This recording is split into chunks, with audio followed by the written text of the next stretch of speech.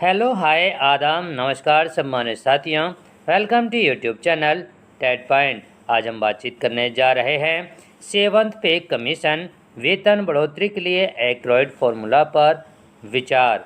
तो जानते हैं ये एक्यूरेट फार्मूला क्या है, इस एक्यूरेट फार्मूला की क्यों आवश्यकता हुई और इस एक्यूरेट फार्मूला पर हमारी सैलरी का क्या असर पड़ेगा, क्या प्रभाव पड़ेगा, क्योंकि अब एट्थ पे कमीशन तो आएगा नहीं और इसी से हमारे सैलरी का कैलकुलेशन किया जाएगा।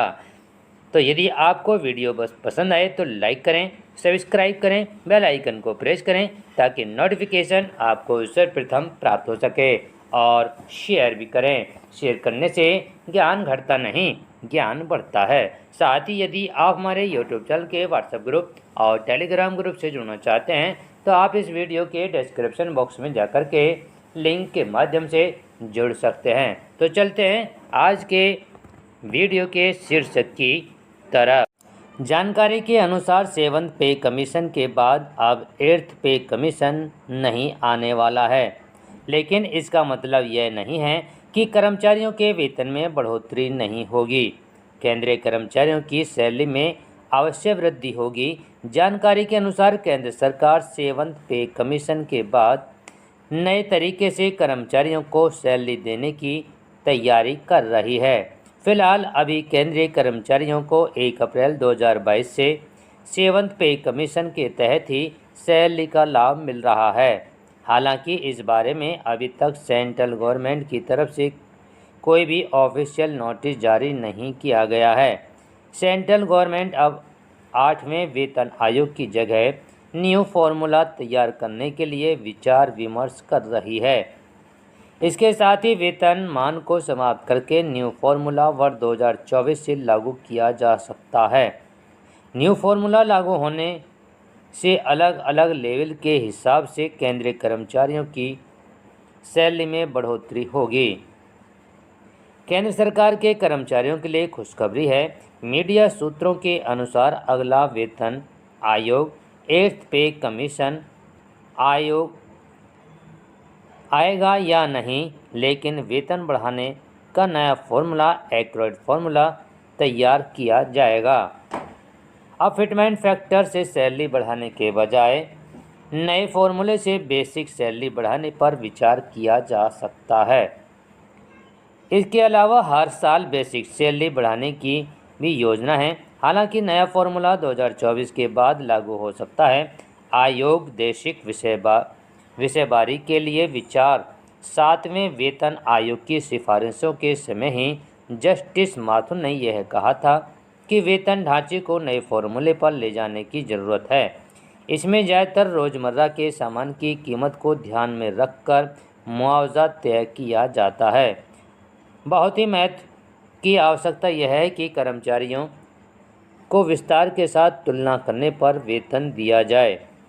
किस नए फार्मूले पर चर्चा हो रही है, देखते हैं। तो केंद्रीय कर्मचारियों के वेतन में बढ़ोतरी के लिए एक्यूरेट फार्मूला पर विचार किया जा सकता है। इस नए फार्मूले की चर्चा काफ़ी समय से हो रही है। दरअसल मौजूदा समय में सरकारी कर्मचारियों का न्यूनतम मूल वेतन मिनिमम बेसिक पे फिटमेंट फैक्टर के आधार पर तय होता है। इस पर हर 6 महीने में महंगाई भत्ते की समीक्षा की जाती है, लेकिन मूल वेतन में कोई वृद्धि नहीं की गई है। जानकारों के मुताबिक नए फार्मूले से कर्मचारियों के वेतन को महंगाई दर, रहन सहन की लागत और कर्मचारियों के प्रदर्शन से जोड़ा जाएगा। जैसा कि हम जानते हैं कि केंद्र सरकार के कर्मचारियों के डीए में साल 2 बार बदलाव किया जा सकता है। जनवरी 2022 में डीए में संशोधन किया गया था और अब जुलाई 2022 में फिर से डीए में बढ़ोतरी होने की उम्मीद है। सेंट्रल गवर्नमेंट के सभी कर्मचारियों के लिए एक बड़ी खुशखबरी है कि केंद्र सरकार एक बार फिर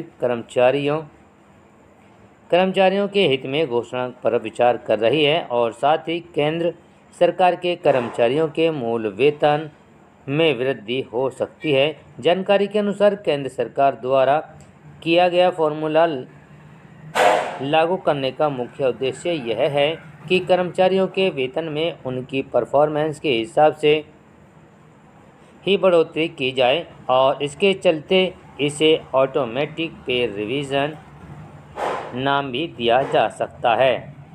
बेसिक सैलरी में यह वृद्धि फिटमेंट फैक्टर को बढ़ाकर की जा सकती है। इसके लिए केंद्रीय कर्मचारियों फिटमेंट फैक्टर में एक बार फिर से बढ़ोतरी की जा सकती है। वर्तमान में देश में केंद्रीय कर्मचारियों का फिटमेंट फैक्टर 2.57% है और कर्मचारियों के लंबे समय से इस वृद्धि करके इसे 3.68% करने की मांग कर रहे हैं। केंद्रीय कर्मचारियों द्वारा केंद्र सरकार पर लगातार दबाव बनाया जा रहा है। ऐसे में हो सकता है कि जल्द ही केंद्र सरकार फिटमेंट फैक्टर बढ़ाने पर विचार कर सकती है। क्यों बनाया जा सकता है नया फॉर्मूला, देखते हैं। सरकार का फोकस है कि सभी कैटेगरी के कर्मचारियों को समान लाभ मिले। अभी सभी के वेतन ग्रेड में पे ग्रेड के हिसाब से बड़ा अंतर है, लेकिन नए फॉर्मूले के आने से इस अंतर को पाटने का प्रयास किया जा सकता है। फिलहाल सरकारी विभागों में 14 पे ग्रेड हैं और प्रत्येक पे ग्रेड में कर्मचारियों के लिए कर्मचारी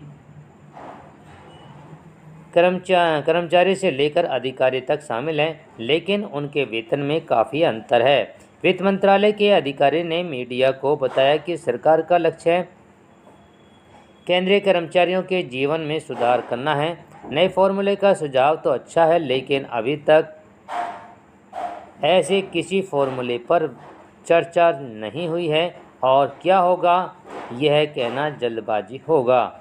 तो वेतन संरचना के लिए नया फॉर्मूला क्या है, देखते हैं। न्यायमूर्ति माथुर ने 7th पे कमीशन की सिफारिशों के समय संकेत दिया था कि हम वेतन ढांचे को एक नए फॉर्मूले में ले जाना चाहते हैं। इसमें रहने के खर्च को ध्यान में रखकर सैलरी तय की जाती है। महंगाई भत्ता, इसमें महंगाई के मुकाबले कर्मचारियों के वेतन देना वक्त की मांग है। आपको बता दें, आयक्रायोड फॉर्मूला लेखक